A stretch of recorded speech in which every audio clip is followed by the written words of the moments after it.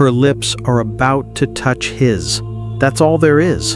A distance of inches, a second at most. And in that second, everything either holds or it doesn't, depending on what you believe a kiss can carry. He's barefoot, stripped of rank, stripped of dignity, holding nothing but a single straw stalk in his hands. His body is leaning forward, already committed, already past the point where he can stop. And she is still dressed in mourning for the person he killed. This painting is called the mouth kiss, the deonzoua, in medieval Flemish law. Painted in 1881 by Belgian artist Pierre-Jean Vander Ouderaa, it shows a ritual so strange and so precise that most people seeing it for the first time assume it must be invented. It isn't. Every person in this room had a legal title. Every gesture had a source in the historical record. Every object was placed according to a ceremony that was written down and practiced for centuries, including the straw, including the kiss.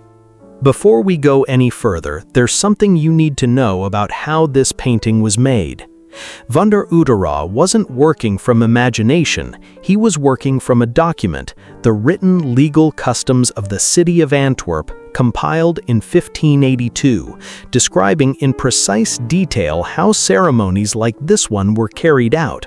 He had access to it through a collaboration with the city archivist, who gave him the primary sources directly.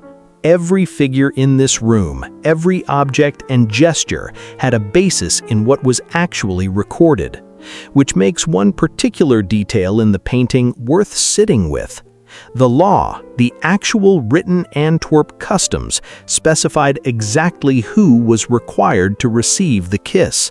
The moonzoener, the designated receiver, had to be the oldest son of the victim. If there was no son, the oldest brother. Then the father, then the nearest male relative on the father's side. The law was written entirely around men, and Vander Ouderaa put a woman here. He knew exactly what the custom said. He had the archivist beside him, and he made this choice deliberately, which means the painting we're looking at is not a reconstruction of what actually happened. It's a harder, stranger, more intimate version of it, a version the law never even imagined. Because a man receiving this kiss is submitting to a procedure. A woman receiving it is being asked to do something the law never considered asking of anyone.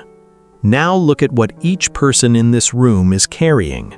The perpetrator enters barefoot, bareheaded, dressed in plain linen.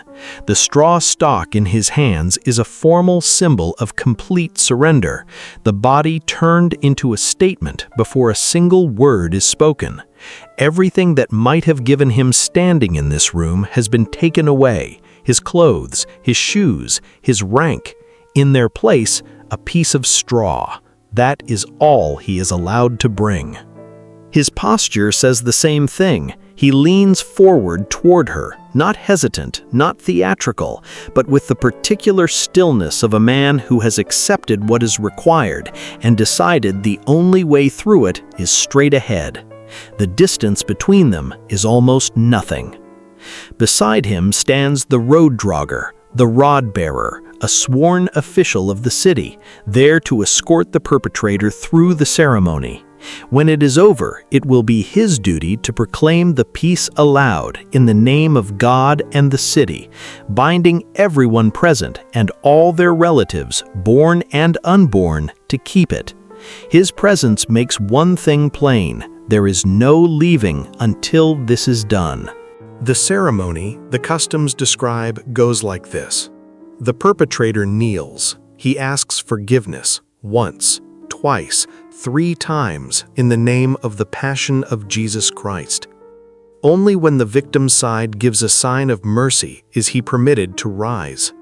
Only then, brought forward by the rod-bearer, does the kiss happen.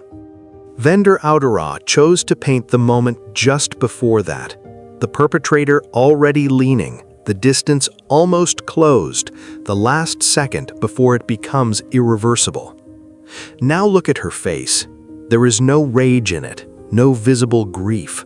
What you see instead is something harder to name, a kind of deliberate absence, the expression of someone who has decided the only way to get through the next few seconds is to not be entirely present in them, to simply be somewhere else, just far enough inside herself for however long this takes. Behind her, in mourning black, stand the other witnesses from her side, close together, one of them with a small child at her side. They are watching what must be done on behalf of all of them, including the child, who may not understand the room but can feel the weight of it. Vander Ouderaa paints them without theatrical anguish. They are simply watching. That restraint makes their presence more painful than any gesture could. The kiss as a legal instrument was not unique to Antwerp. Across medieval Europe, it was used to close feuds, ratify agreements between lords and subjects, to make binding what words alone couldn't. When the long dispute between King Henry II of England and Archbishop Thomas Becket finally seemed to be resolving, Henry refused to give any guarantee except a kiss of peace from the king himself. Henry refused to give it. The reconciliation collapsed. Within months, 4 of Henry's knights had murdered Becket inside Canterbury Cathedral. That is how much weight a single kiss was understood to carry. What the deonzoua did was take that same logic and press it onto the person in the room with the most reason not to give it. Look at where all of this is happening. Vander Ouderaa sets the scene inside a Gothic church. A rose window throws colored light down onto the stone floor. Stained glass lines the walls. Sacred architecture surrounds every part of this legal procedure. The church and the law folded together into a single room, each giving weight to the other. And beneath everyone's feet, set into the floor itself, inscribed stone grave slabs. The names of the dead carved into the ground the living are standing on. The violence is already over.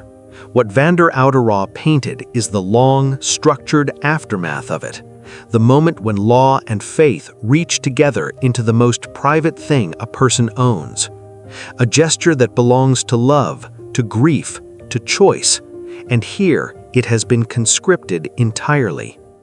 The deonzoua stopped being practiced as the medieval world gave way to the modern one. Courts and prisons replaced it. Keeping perpetrators and victims apart became almost sacred in how we think about justice today.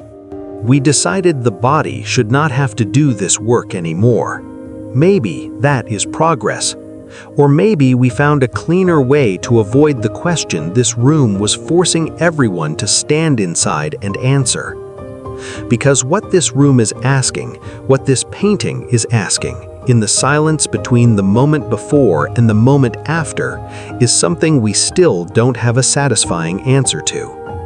Not what justice looks like, we have laws for that. What it costs, who pays it, and whether the person being asked to carry the weight of reconciliation in their own body, in their own mouth, had any real say in any of it. The clerk is still writing. The witnesses are still watching. And somewhere between this moment and the next, she is going to have to close the last few inches herself.